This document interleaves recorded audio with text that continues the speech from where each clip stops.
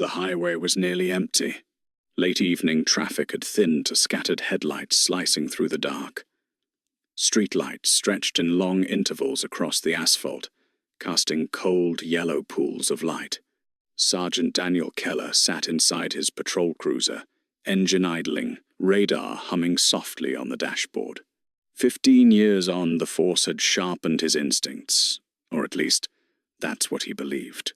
His eyes locked onto a dark sedan moving slightly below the speed limit. Calm. Controlled. Too controlled. Keller pulled out behind it, ran the plate. Clean. No warrants. No flags. Still, something about the driver bothered him. He flicked on the lights.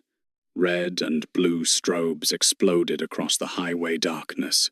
The sedan signaled immediately and pulled over without hesitation, perfect compliance.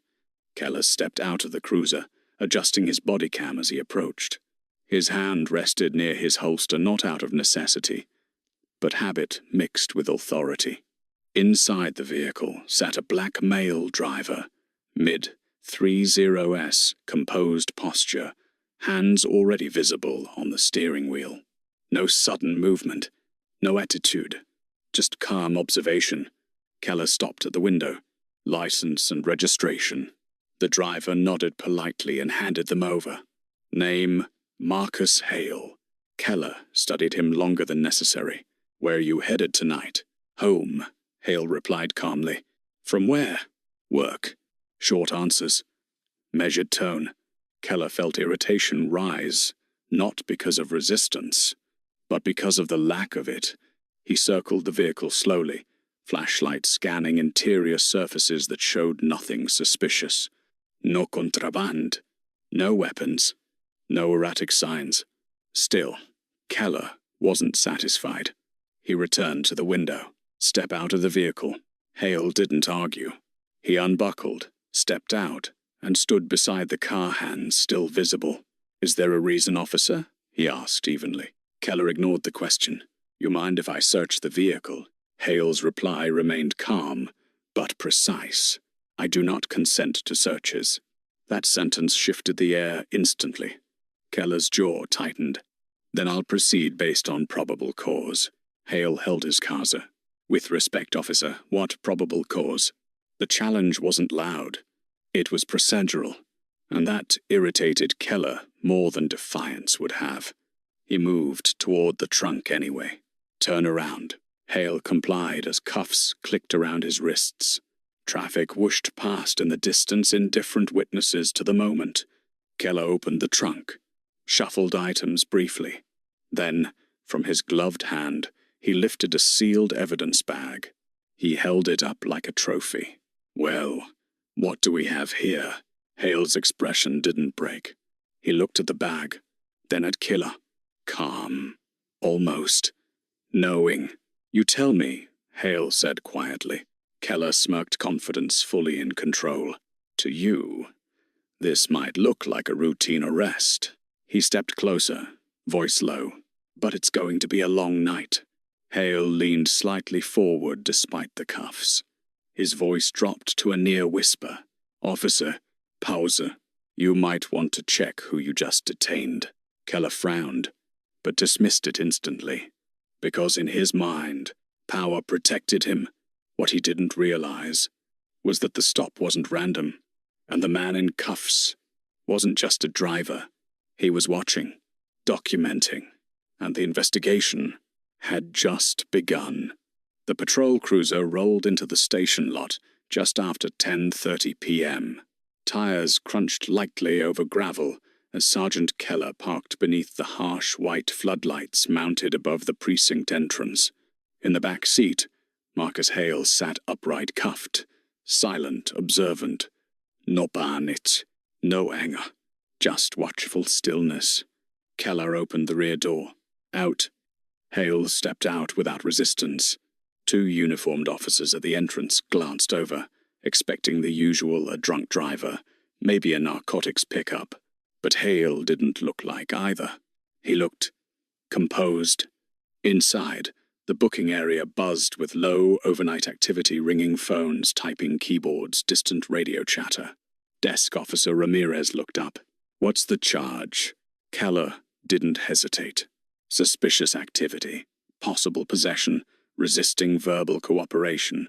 Hale raised a slight eyebrow but said nothing. Ramirez nodded and began intake. Cuffs were moved to front restraints for processing. Hands on the scanner, the technician instructed. Hale complied. The fingerprint machine beeped as digital prints captured one by one. Name auto-populated on screen. Hale, Marcus D. The technician continued routine steps until the system issued a soft double beep. He paused, frowned, scrolled back. A small clearance icon flashed beside the profile. Unusual. Sergeant, can you come here a second? Keller walked over, mildly annoyed. What? The technician pointed. Systems flagging restricted credentials. Keller barely looked. Clerical overlap. Keep processing. The technician hesitated, then continued. Next came the property inventory. Wallet, watch, phone. Ramirez opened the wallet to log contents. Driver's license first. Then another card caught his eye. Matte black. Gold seal. He froze. Sergeant. Keller exhaled sharply. What now? Ramirez turned the card around. Internal Affairs Division. Special Investigations Unit. The room's background noise seemed to dim. Keller stared at it, expression unreadable for half a second. Then defensive instinct kicked in. Fake badge. Hale finally spoke calm as ever. You can run the number. Silence. The technician typed the credential ID into the database. Processing wheel spun. Then the screen shifted access restricted banner appearing. Supervisor clearance required. Ramirez swallowed. Sergeant, this file's locked. Keller's jaw tightened. He stepped closer to Hale. You trying to play games? Hale met his eyes evenly. No. Pause. I'm telling you to follow procedure. Before Keller could respond, the booking room door opened. Two men in suits entered, badges already displayed at chest level. Internal Affairs. The air changed instantly. Every officer in the room straightened. One of the IA agents spoke first. Which one is Sergeant Keller? No one answered verbally. They didn't need to. The agent's eyes landed on him anyway. He stepped forward slowly. Sergeant, we need to speak with you. Keller forced a controlled tone. I'm in the middle of processing a suspect. The IA agent glanced at Hale, then back at Keller. No, you're not. He placed a thin folder on the desk. Inside were printed still frames from the highway stop. One image highlighted in red marker. Evidence bag. Already in Keller's hand. Before the trunk was fully opened, Keller's stomach dropped. Behind him, Hale stood calmly in front restraints. Watching. Documenting. The IA agent's voice lowered. From this moment forward, pause. You're no longer processing him. He closed the folder. You're part of the investigation. And just like that, the first crack in Keller's authority appeared. The Internal Affairs interrogation corridor felt colder than the rest of the precinct. Concrete walls, muted lighting, soundproof steel doors. Sergeant Daniel Keller had walked suspects down this hallway dozens of times. Tonight, he walked it differently. Slower, under escort. Inside interview room B, Marcus Hale sat at the metal table, front cuffs, still secured but noticeably loose. A camera blinked red in the upper corner, recording everything. Keller entered with forced composure, carrying a thin case file like it still meant control. He sat across from Hale and clicked on the recorder. Interview with detained subject Marcus Hale. 22:58 hours. He folded his hands. You claim to be Internal Affairs. Hale's voice stayed even. I didn't claim. My credentials did. Keller's jaw flexed. Credentials can be fabricated. Hale leaned forward slightly. Then badge verification would have failed. Silence lingered between them. Keller flipped open the file, though he hadn't read most of it yet. You were behaving suspiciously. Dash cam shows compliance, Hale replied. You resisted commands. I exercised legal rights. Killer's tone hardened. You refused a vehicle search. I declined consent. Each answer landed calm, procedural, unshakable. It frustrated Keller more than hostility would have. He shifted tactics. What were you doing in this district? Working. What assignment? Hale paused, not evasive, just deliberate. Active oversight. Before Keller could press further, the door opened without a knock. 2 internal affairs senior agents entered.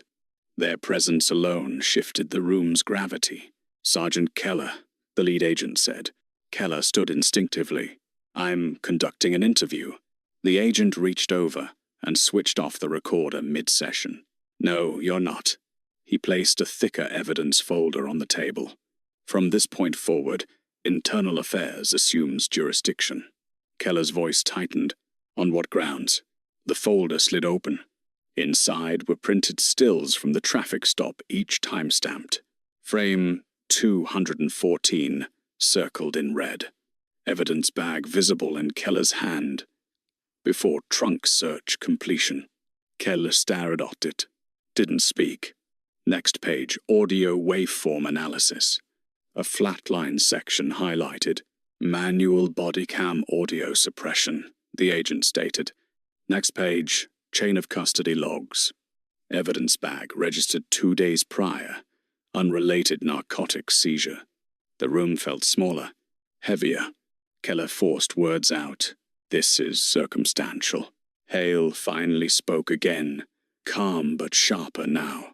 No. Pause. It's sequential. The IA agent closed the folder. You detained an embedded internal affairs investigator during an active corruption probe. Keller looked at Hale, fully now, realization dawning. Hale met his stare without emotion. You didn't stop a suspect. Hale said quietly. You stepped into an audit. Silence filled the interrogation room. The IA agent gave the final procedural shift. Sergeant Keller, step outside. For what? So we can continue the interview. Keller frowned. With him? The agent's reply landed cold. No. Pause. With you. The escort officer appeared at the door. Keller hesitated, authority instinct battling protocol reality. But he complied. As he stepped into the hallway, the door shut behind him. For the first time in his career, he wasn't the one asking questions. Inside the room, Marcus Hale sat uncuffed as IA agents took the opposite seats. Outside, Sergeant Keller waited under camera surveillance, and the investigation he thought he controlled had officially reversed direction. News traveled fast inside a police department, faster than official memos, faster than command briefings. By midnight, whispers were already moving through the precinct corridors. Aya's here. Someone got flagged. Sergeant Keller. That last part spread like electricity. Inside the bullpen, officers worked their desks, but conversations had shifted to hushed side exchanges. What for? No idea. He arrested the wrong guy, I heard. Not wrong. IA.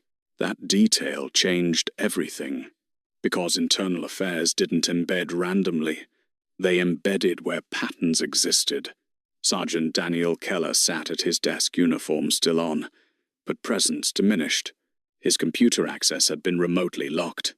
Login denied. Report systems restricted.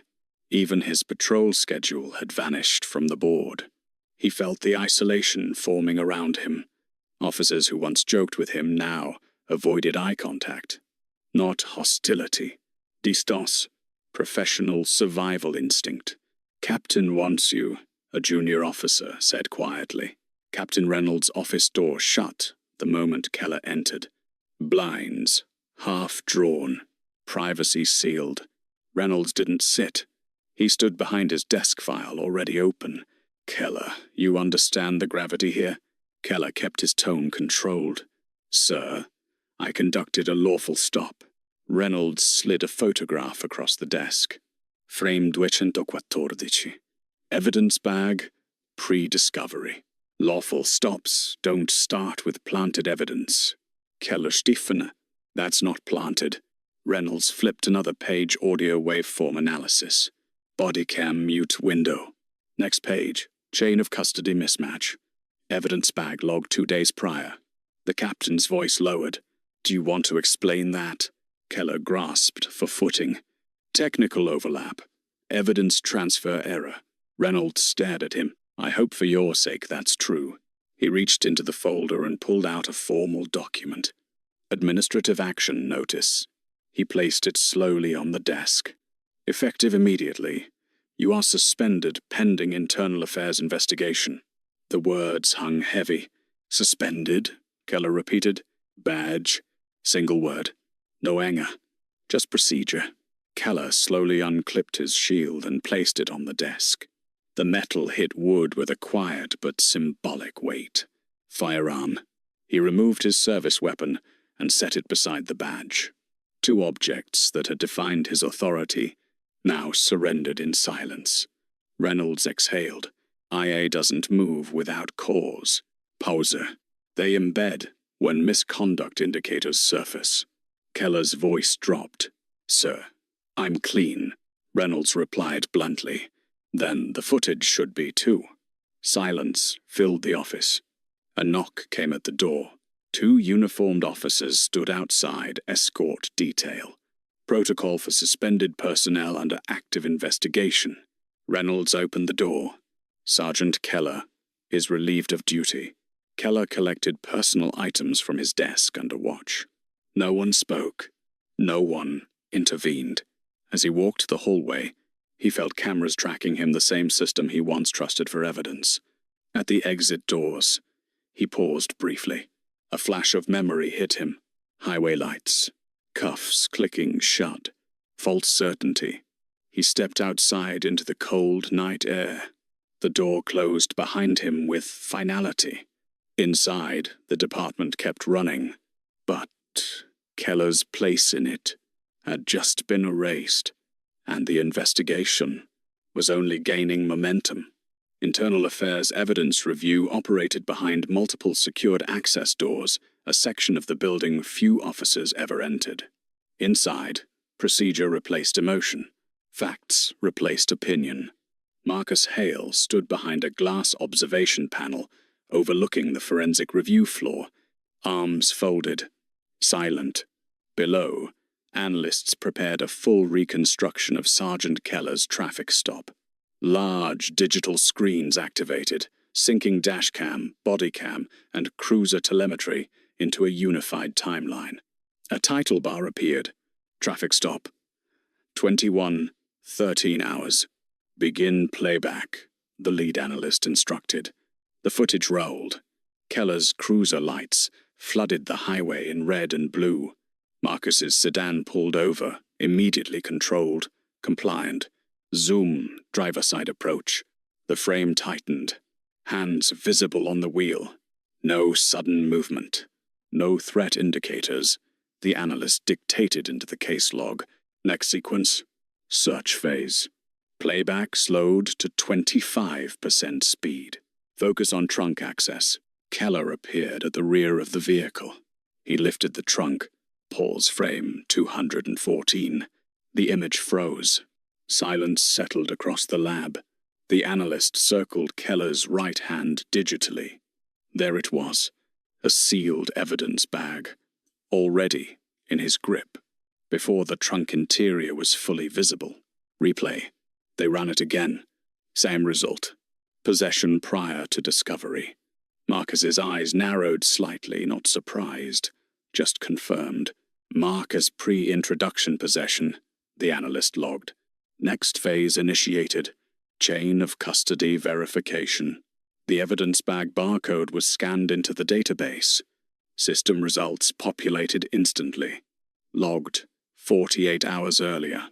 Case file. Narcotic seizure. Unrelated suspect. A second analyst spoke quietly.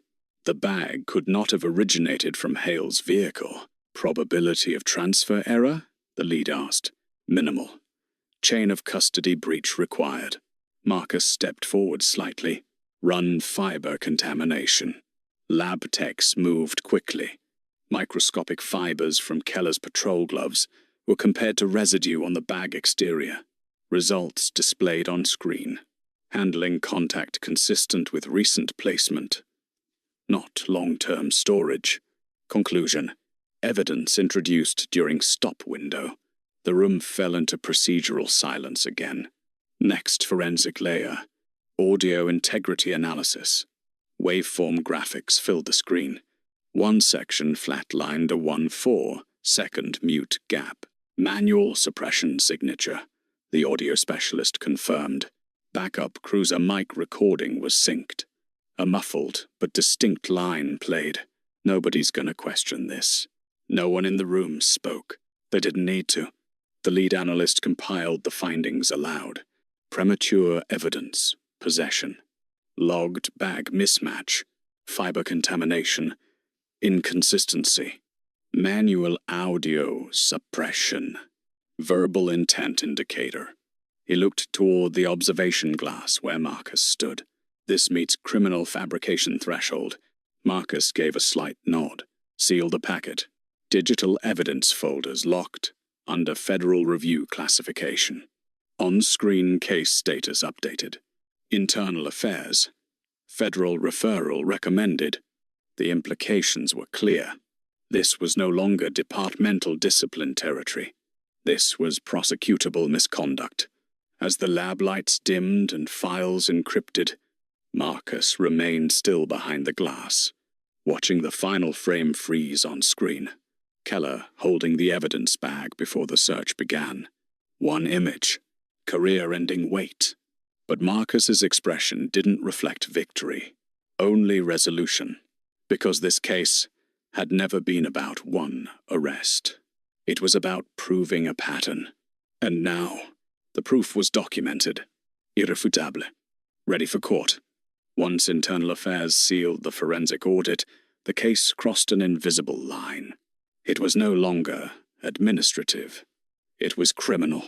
Marcus Hale entered a federal liaison conference room the following morning, a secured space used only when cases required interagency jurisdiction.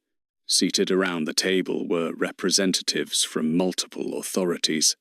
Internal Affairs Command, U.S. Attorney's Office, Civil Rights Division, Department Legal Counsel. The atmosphere was procedural, but heavy with consequence. IA lead investigator placed the evidence dossier at the center of the table. Primary subject, Sergeant Daniel Keller. The digital screen activated behind him, projecting the reconstructed timeline. Traffic stop footage played first, then the freeze frame, evidence bag in Keller's hand before trunk visibility. The federal prosecutor, Assistant U.S. Attorney Rachel Kim, watched without expression, taking notes carefully. Audio, she requested. Waveform analysis appeared. Muted segment highlighted. Backup mic recording followed. Nobody's gonna question this. Kim paused the playback. Intent implication established. She turned pages in the printed report. Chain of custody breach confirmed? Yes, the forensic liaison replied. Bag logged in an unrelated narcotics case 2 days prior. Civil Rights Counsel leaned forward. Was the stop legally justified prior to search escalation? IA responded. No probable cause indicators documented. Marcus finally spoke, measured, factual. Subject complied fully. No threat posture, no resistance. Kim summarized the legal exposure aloud. If fabrication is sustained, charges include, she listed them methodically. Evidence, fabrication. False arrest, under color of law. Civil rights violation. Obstruction of justice. Department legal counsel shifted uneasily. Full departmental cooperation will be provided. Kim nodded, then closed the file. Recommendation, grand jury referral. Silence followed. Grand jury meant the case would move beyond internal handling into public criminal prosecution. 3 days later, proceedings convened inside a sealed federal chamber. No cameras, no press, just jurors and evidence. Marcus testified under oath. He detailed the stop initiation, search irregularities, evidence discovery sequence, credential identification delay. Next came forensic testimony. Video analysts walked jurors frame by frame through the pre-possession moment. Audio experts explained the suppression waveform. Chain of custody officers confirmed the evidence mismatch. Juror expressions shifted visibly as technical proof accumulated. Assistant U.S. Attorney Kim delivered the legal threshold plainly. This is not procedural error, but deliberate fabrication. Deliberations were brief. Evidence weight was overwhelming. That evening, the grand jury returned a sealed indictment. A federal magistrate judge reviewed the charging packet within hours. He signed the authorization order. Header stamped clearly, United States, District Court, Arrestbar Daniel Keller. Marcus received the warrant folder directly from IA Command. Local department execute? The supervisor asked. Marcus shook his head. Federal custody. Reason? Optics. Conflict avoidance. The decision was procedural but symbolic. This arrest would not be handled internally. It would be executed by federal authority. An operations briefing followed immediately. Arrest timing. Early morning. Location. Keller residence. Media risk. High. Use of force expectation. Minimal. As the room cleared, Marcus remained seated briefly, looking at the warrant, thinking back to the highway. Flashing lights. Cuffs. False certainty. Now the roles had reversed, not emotionally, but legally, because this time the arrest would follow flawless procedure. No planted evidence. No muted audio. No shortcuts. Just documented law. And at dawn, law would be knocking on Keller's door. Dawn hadn't fully broken when the convoy rolled into Keller's suburban street. 3 unmarked federal SUVs. Quiet engines. No sirens. No spectacle yet. Marcus Hale sat in the rear passenger seat of the led vehicle, dressed not in tactical gear, but in a dark federal operations suit. His badge rested against his chest, visible, intentional. Across from him, U.S. Marshals reviewed the operational sheet one last time. Subject, Daniel Keller, former sergeant. Armed status unknown. Marcus added calmly. Firearms registered service weapons surrendered, but personal weapons likely in residence. The team nodded. Standard high-risk protocol applied. Vehicles parked 2 houses down to avoid immediate alarm. Agents exited in synchronized silence. Vests marked. Federal Marshal. Civil Rights. Task Force. Marcus stepped onto the pavement last. He looked down the quiet street. Birdsong. Sprinklers running. Normal life. Seconds before rupture. They approached the front door in formation. Lead Marshal signaled. Knock. Firm. Authoritative. Federal Marshals. Open the door. Inside. Movement. A silhouette passed the frosted glass. Locks clicked. The door opened halfway. Daniel Keller stood there unshaven, in a t-shirt confusion already forming. Yeah. The Marshal presented the warrant folder instantly. Daniel Keller? Yes. You are under federal arrest. The words hit like blunt force. For what? Keller snapped. Marcus stepped forward, calm, composed. For civil rights violations, evidence fabrication, and obstruction of justice. Recognition flashed in Keller's eyes the moment he saw Marcus. Shock first, then anger. You've got to be kidding me. No, Marcus replied quietly. Procedure's the same for everyone. The Marshal continued formally. Turn around. Hands behind your back. Keller hesitated, pride, warring with reality. Agents shifted posture subtly. Not aggressive, but ready. Keller exhaled sharply and turned. Steel cuffs locked around his wrists. The metallic click echoed louder than expected in the morning stillness. From across the street, a curtain moved. Then another. Neighbors watching. Phones already rising. Keller noticed. Humiliation replaced anger. You really doing this? In front of my house? Marcus answered evenly. You chose the location when you chose the conduct. Agents began escorting Keller toward the SUV. Halfway down the walkway, media vans turned onto the street. Faster than expected. Someone had leaked the indictment timing. Satellite dishes. Cameras. Reporters exiting vehicles at a jog. Daniel Keller. Any comment on federal charges? Did you fabricate evidence against a federal official? Keller froze momentarily as flashes erupted. The marshal guided him forward firmly. No statements. Keep moving.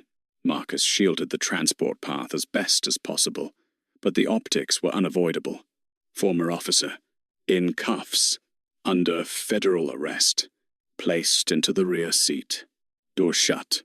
Inside the vehicle, Keller leaned forward, voice low but heated. This goes to trial, you know that, right? Marcus met his gaze steadily. I know. You think you win? Marcus didn't respond immediately, because this moment wasn't about winning. It was about process. Finally, he said, I think the evidence speaks. The convoy pulled away as media continued broadcasting live. Headlines were already forming in real time. Sergeant arrested in federal civil rights case. Evidence fabrication alleged. Back at the command vehicle, Marcus watched the coverage silently on a tablet feed. The same public stage Keller once controlled roadside. Now, reversed. But Marcus felt no satisfaction. Only gravity. Because arrest was not the end. Indictment was not conviction. Trial was coming. And trials exposed everything.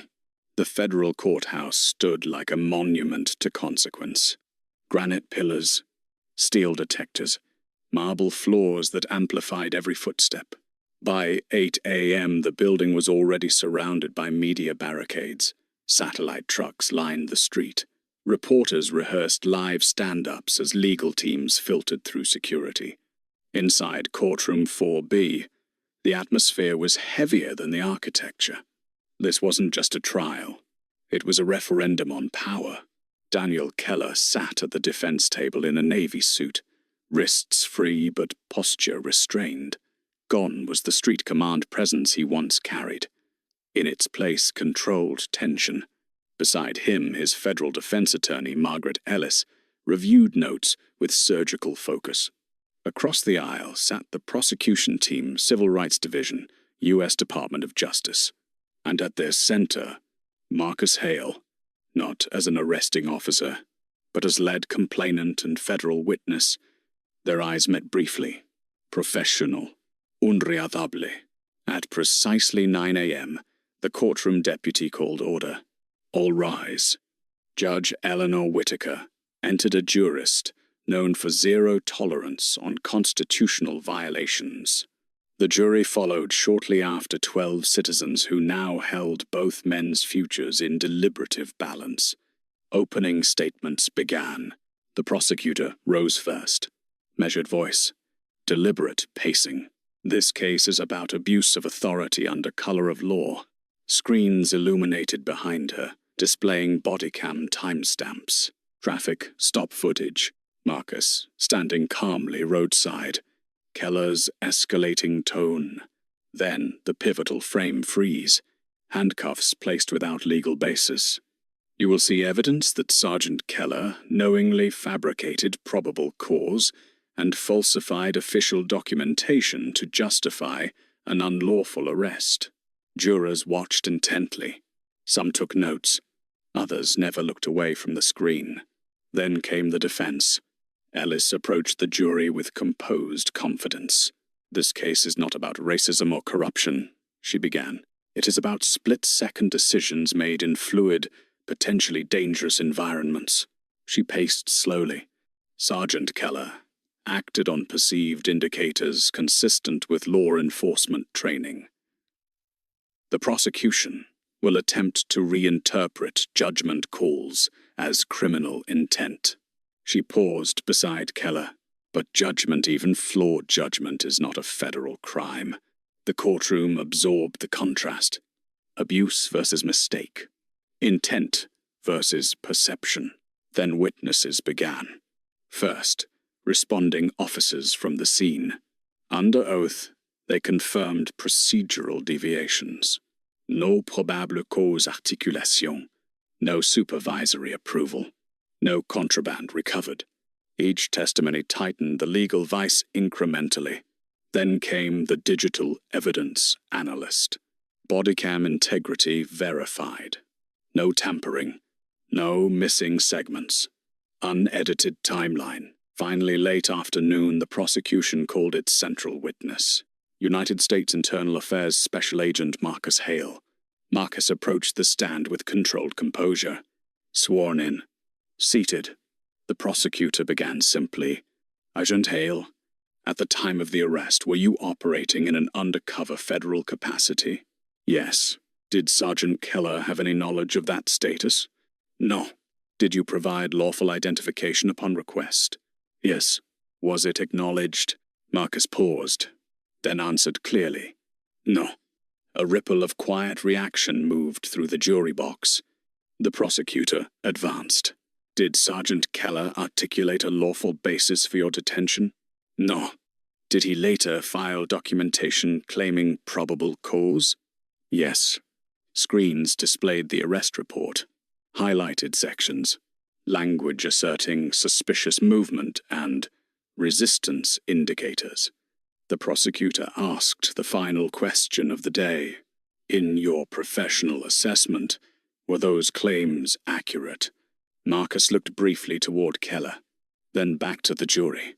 No, they were fabricated. Silence filled the courtroom, dense, consequential. The judge called recess shortly after. As jurors exited, media alerts exploded across legal news networks. Undercover. Agent. Testifies. Claims evidence fabricated. Keller remained seated, staring at the table. Because for the first time, the case wasn't theoretical anymore. It was evidentiary, and the weight of federal trial procedure had only just begun. The courtroom reconvened the following morning under a heavier silence than the day before. Word of Marcus Hale's testimony had already spread across legal media and law enforcement circles nationwide. By the time jurors took their seats, the gallery was filled beyond capacity. Federal observers, civil rights attorneys, and reporters all waiting for one thing. The defense response. Marcus returned to the witness stand, posture steady, expression disciplined.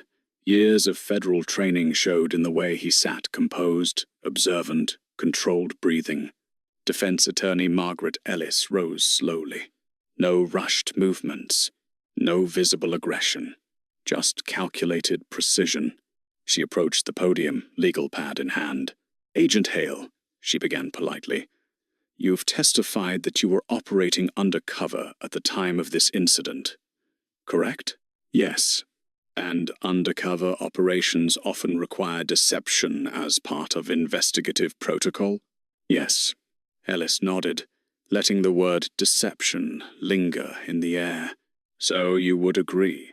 Your role sometimes involves misleading law enforcement officers about your identity?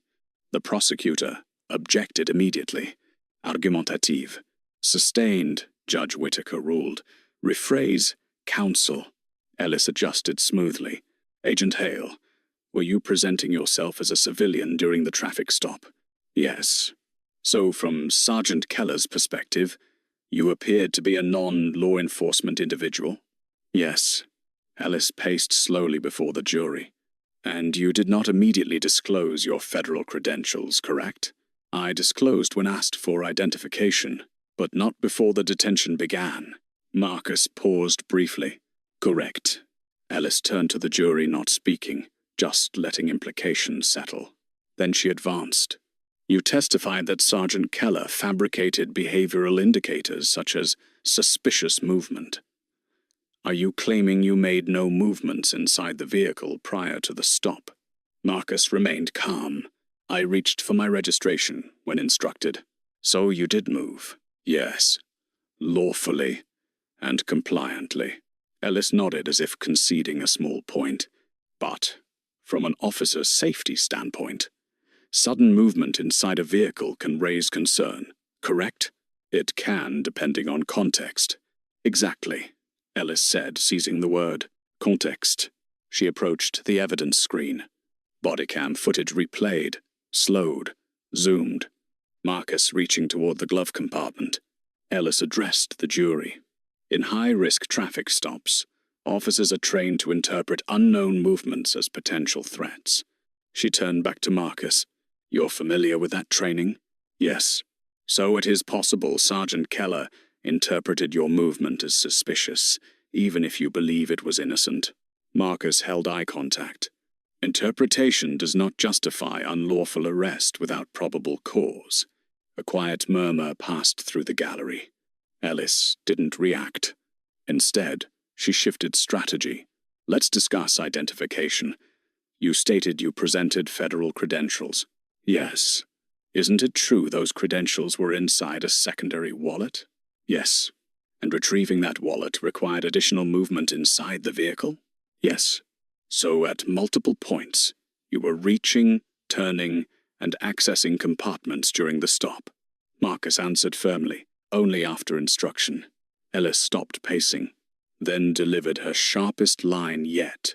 Agent Hale.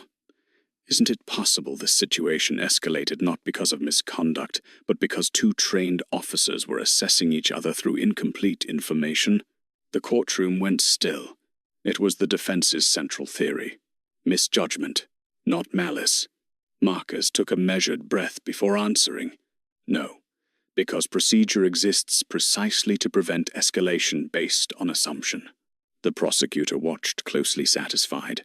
Ellis studied Marcus for a long second, then nodded. No further questions. But the impact of the exchange lingered, because for the first time the jury wasn't just hearing about actions. They were weighing perception versus intent, mistake versus fabrication, training versus abuse. As Marcus stepped down from the stand, Keller watched him, expression conflicted, jaw tight. Not victorious, not defeated, because the trial had entered its most dangerous phase, reasonable doubt. And whichever side controlled that narrative would control the verdict. By the time closing arguments arrived, the courtroom felt different, heavier, not louder, quieter, because everything that could be said through evidence had already been placed on record. Now it came down to interpretation, narrative, belief. The jury filed in with measured expressions, each carrying days of testimony behind their eyes. Legal pads filled, evidence images memorized, contradictions weighed. Judge Whitaker addressed both tables. Counselors, you may proceed with closing arguments. The prosecution rose first. Assistant U.S. Attorney Rachel Monroe walked slowly toward the jury, no notes in hand. Deliberate choice. This case, she began, voice steady, is not about whether traffic stops are dangerous.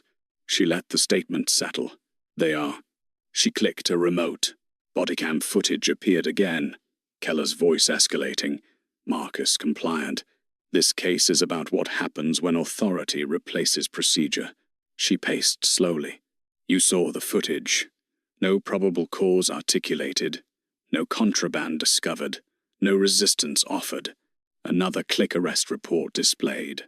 Highlighted phrases. Suspicious movement. Evasive behavior.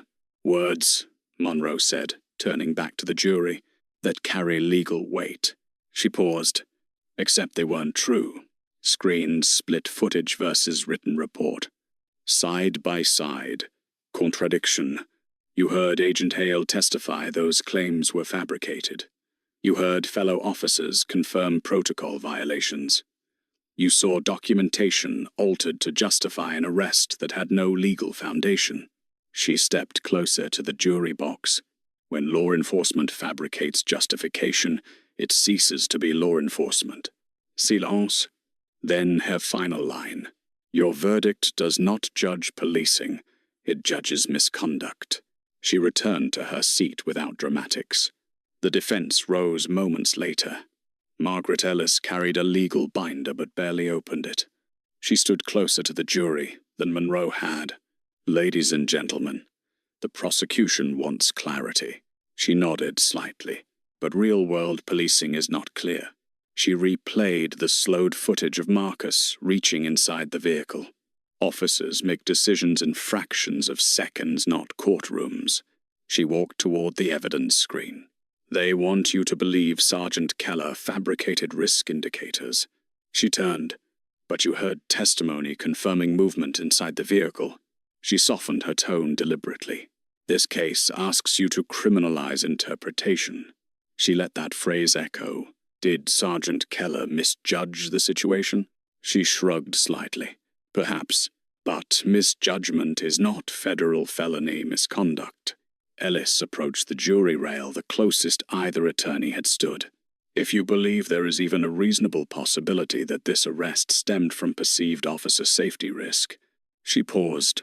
"Then the law requires one outcome." She didn't say the word.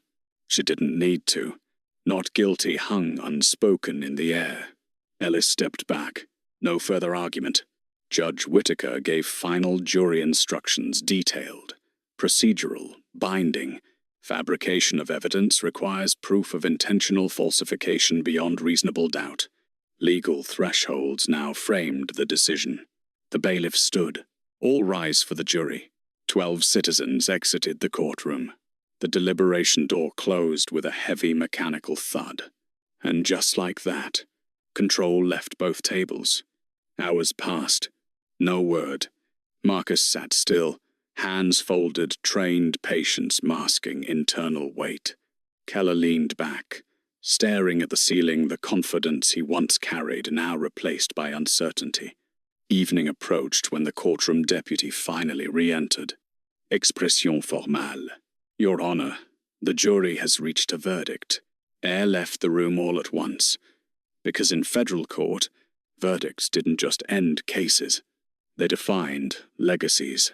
The courtroom filled again within minutes of the announcement. Media had been alerted. Observers returned quickly. The atmosphere no longer carried debate, only anticipation. Marcus Hale sat at the prosecution table, posture straight but still. Years in federal service had conditioned him to manage pressure, but verdict moments were different, because evidence was no longer in play. Control was gone. Across the aisle, Daniel Keller sat beside his attorney, fingers interlocked tightly enough to pale his knuckles. The uniform confidence he once projected had been replaced by quiet calculation, as if replaying every decision that led here. The jury filed in. 12 faces. Unriadable. Judge Whitaker entered shortly after. "All rise." Everyone stood, then sat as instructed. The courtroom deputy handed the verdict form to the judge. A brief glance. Then she returned it. "Madam Foreperson, has the jury reached a unanimous verdict?" The foreperson stood. "We have, Your Honor." The air felt compressed. Judge Whitaker nodded. "Please read the verdict." Paper unfolded. A faint tremor in the juror's hands, not from doubt, but gravity. On count 1, deprivation of civil rights under color of law. A pause that felt longer than it was. "We find the defendant." Keller stared forward, jaw locked. "Guilty." A ripple of breath moved through the courtroom. Not noise. Release. The foreperson continued. On count 2, fabrication of evidence. Another pause. "Guilty." Keller's eyes closed briefly. Not shock, realization. Count 3 followed. Obstruction of justice. Guilty. 3 counts. 3 convictions. Judge Whitaker thanked the jury for their service as procedure required, but the emotional shift had already taken hold. Marcus didn't celebrate, didn't smile. He simply exhaled slowly, tension leaving in controlled measure. Because for him, this wasn't victory. It was confirmation the process had worked. Across the aisle, Keller remained seated, staring at the verdict sheet now resting on the table before him. His attorney leaned in. whispering about post-trial motions, appeals, sentencing mitigation, legal lifelines. But Keller barely reacted. The bailiff approached quietly. "Sir, you'll need to stand." Keller rose slowly. For the first time in his career, he stood in a courtroom, not as law enforcement, but as a convicted defendant awaiting sentencing. Judge Whittaker addressed him directly. "Mr. Keller, the jury has found you guilty on all counts. Sentencing will be scheduled following pre-sentence investigation." Her tone was firm, not emotional, because federal court did not operate on sentiment, only statute. She continued, "You are remanded into custody effective immediately." The words landed heavier than the verdict itself. Immediate custody meant no return home, no preparation time, just consequence. U.S. Marshals stepped forward, the same agency Keller once worked alongside.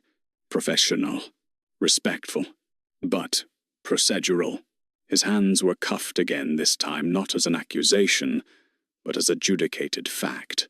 As he was escorted toward the side exit, media camera shutters erupted despite courtroom restrictions, sketches already being drawn for national broadcast. Marcus watched silently, not with satisfaction, but reflection, because the system had done what it was designed to do: investigate, expose, adjudicate. Yet the cost extended beyond one man. Public trust, department reputation, community fracture. Verdicts closed cases, but they didn't erase damage. As the courtroom emptied, Marcus remained seated for a moment longer, absorbing the weight of institutional accountability. Realized justice had been delivered, but its consequences were only beginning. 6 weeks later, courtroom 4B filled once again, but this time the atmosphere was quieter, more reflective than adversarial. Trials carried tension. Sentencings carried consequence. Daniel Keller entered in federal custody attire, wrists cuffed at the waist, escorted by U.S. Marshals. The visual contrast from his first court appearance was stark. No tailored suit, no presumption of authority, only adjudicated reality. He took his seat beside his attorney, who was already organizing mitigation documents, character references, service records, commendations earned during Keller's law enforcement career, because sentencing wasn't about guilt anymore. That had been decided. Now the court weighed accountability against history. Judge Eleanor Whittaker entered promptly. All rise. Once seated, she began with procedural clarity. This hearing concerns sentencing following conviction on 3 federal counts: deprivation of civil rights, fabrication of evidence, and obstruction of justice. The prosecutor spoke first, outlining aggravating factors: abuse of sworn authority, intentionnel, report, falsification, erosion of public trust. This was not a lapse in judgment, she stated firmly. It was a calculated misuse of power under color of law. She recommended a custodial sentence, aligned with federal civil rights violation guidelines. Then came the defense. Margaret Ellis approached with a softer tone than during trial. "Your Honor, Sergeant Keller served 16 years in law enforcement, commendations for bravery, no prior disciplinary record." She presented letters from colleagues, supervisors, even community members Keller had once helped. "We ask the court to consider that one unlawful decision, while serious, does not erase a lifetime of service." Finally, Keller himself was given the opportunity to speak. He stood slowly, hands still restrained. For several seconds, he said nothing. When he did speak, his voice lacked the command it once carried roadside. "I want to say, I never intended for this to happen the way it did." He swallowed, searching for words. "I believed I was acting within my authority, but I see now that belief doesn't excuse impact." He glanced briefly toward Marcus Hale, seated behind the prosecution table. "I accept the jury's decision." It wasn't a dramatic apology, but it was acknowledgement. Judge Whittaker reviewed her notes for nearly a full minute before delivering sentence. Law enforcement authority carries extraordinary power. When that power is misused, the harm extends beyond individuals. It damages institutional legitimacy. She looked directly at Keller.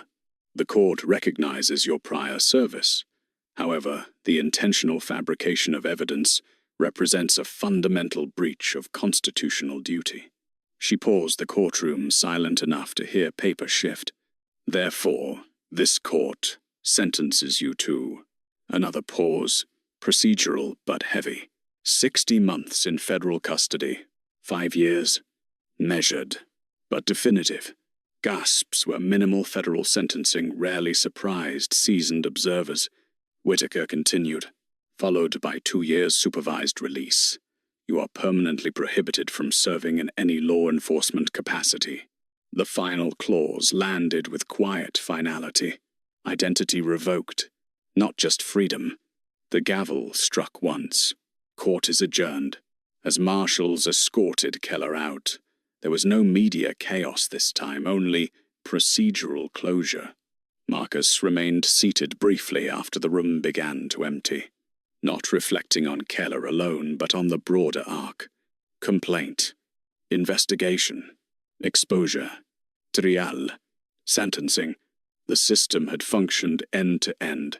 Outside the courthouse, reporters delivered closing stand-ups, summarizing the case as precedent in civil rights enforcement. But Marcus didn't stop for cameras, because for internal affairs, the work was never singular. Accountability wasn't an event. It was a continuous mandate. As he walked down the courthouse steps, badge visible against his suit, the message left behind by the case was clear. Authority was granted by law, but legitimacy was earned by how it was used.